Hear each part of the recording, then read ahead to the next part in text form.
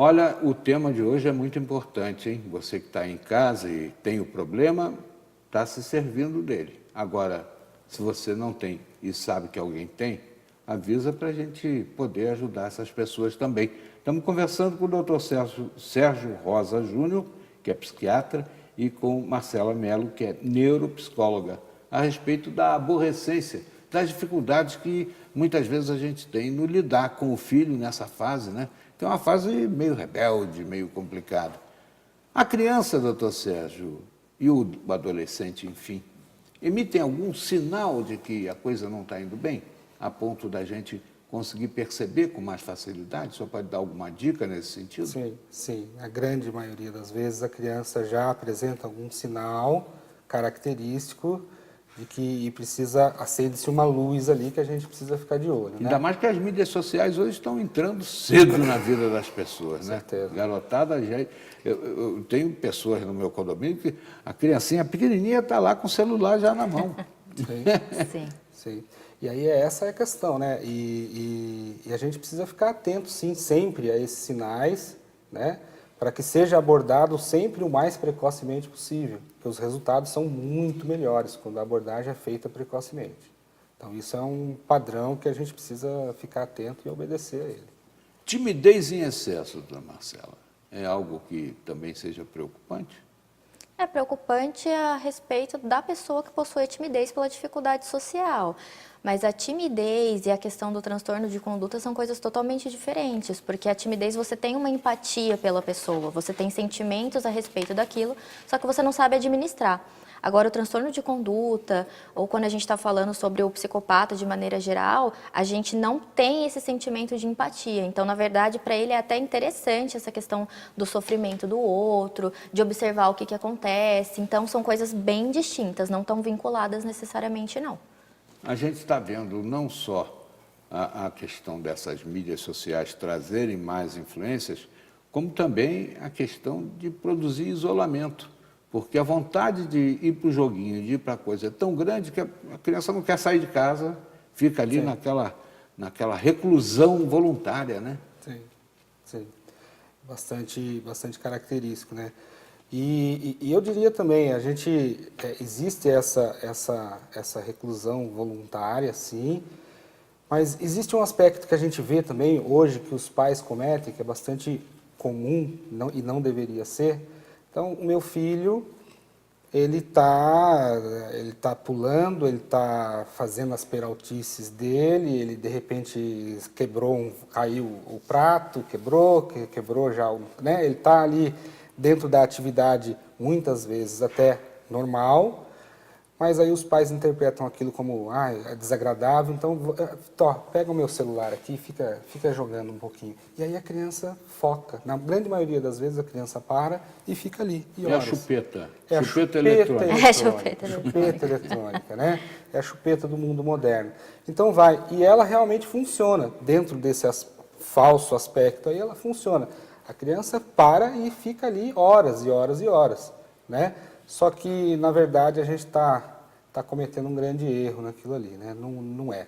A criança, hoje em dia, tem que brincar, tem que interagir, tem que ser desenvolvido o caráter social, a interação social, isso precisa existir. As escolas precisam estimular isso daí cada vez mais, né? E isso faz parte da normalidade e da boa saúde aí, mental das crianças. Marcela, a questão é também de chamar atenção, de estabelecer limites. Como é que o pai e a mãe devem fazer isso sem serem considerados repressores ou rotulados como tal pelo adolescente?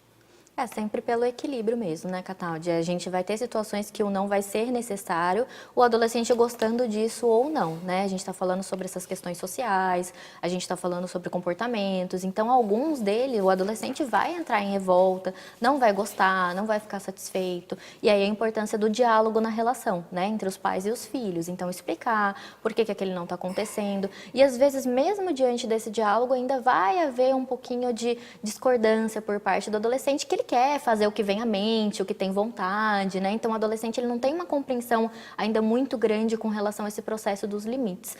A gente tem um processo maturacional também, quando a gente está falando do nosso cérebro, que está em desenvolvimento até essa fase aí de 18 anos, a personalidade, o senso crítico. Então, assim, por isso que a gente até brinca dessa fase de aborrecência, porque tem essa oscilação de humor muito intensa, hormonal. Então, assim, é muita mudança para o adolescente para entrar na fase adulta mesmo.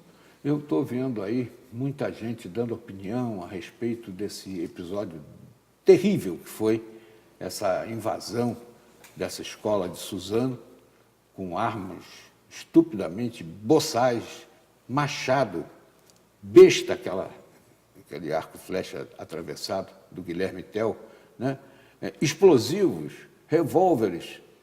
Os sujeitos foram, sei lá, intencionados a fazer uma desgraça maior até do que a que aconteceu. Isso revela o quê? É um comportamento psicopático, um negócio... Sim, tem bastante indícios que levam a gente a pensar nisso, né? Então, ele vai ser analisado, vai ser feito lá a perícia e ver o que aconteceu ali, enfim, né? Porque o estrago eles produziram contra si próprios, os dois se mataram. Aliás, o mais novo matou o mais velho. Sim. O mais velho tem 25 ou 27 anos, não sei se já extrapola a adolescência, mas está aí nos limites. Mas o comportamento desses dois jovens é um comportamento característico. Tá? Eu ainda não tive muito contato com a história pregressa deles, que vai ser veiculada aí pela televisão, de maneira geral, mas faz a gente pensar, sim, numa psicopatia, né? Num transtorno de personalidade aí, antissocial, alguma coisa voltada para esse contexto aí. E que obedece a essa característica, né? Um ato absurdo e bizarro, vamos dizer assim, sem a menor preocupação em delinquir, em matar, em tirar vidas, com ausência de remorso, com ausência de culpa, ausência de sentimento afetivo com as outras pessoas, né? É uma característica peculiar, sim, do psicopata, entendeu? Marcela, uma coisa brutal, né? Muito. Uma desgraça isso. Com certeza. Tem muito a ver com esses jogos violentos?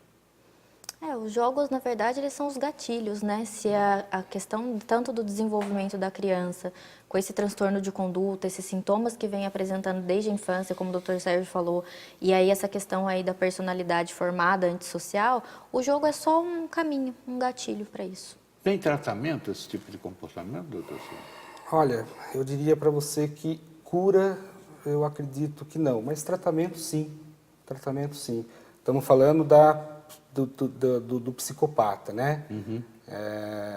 É um transtorno de personalidade grave, ele apresenta sinais na infância, já logo no desenvolvimento ali da criança, eu diria que, né, na interação social, no seu desenvolvimento do caráter da sua personalidade, já começa a apresentar alguns sinais que faz o profissional. Na verdade, teria que ser feita uma avaliação profissional. Muitas vezes, os pais acabam não percebendo isso. Ah, meu filho fica muito tempo no quarto, mas eu nem sei o que ele está fazendo lá. Ele fica quieto lá no quarto. Peraí, será que ele não está em um jogo de guerra brutal, nessas coisas que tem pela internet, de maneira excessiva? Entendeu? Então, eu diria que os jogos, eles funcionam sim como um gatilho, mas é um sinalzinho que vai colaborando para que a gente vai montando todo o aspecto da doença em si. Quero agradecer muito a presença do Dr. Sérgio Rosa Júnior, psiquiatra, da doutora Marcela Mello, que é neuropsicóloga, falando a respeito da situação da aborrecência, de como a gente deve enfrentar esse problema sem mamãezada, porque a gente, com mamãezada, pode estar criando um monstrinho, né? É preciso ter atenção. Não basta botar filho no mundo, tem que acompanhar.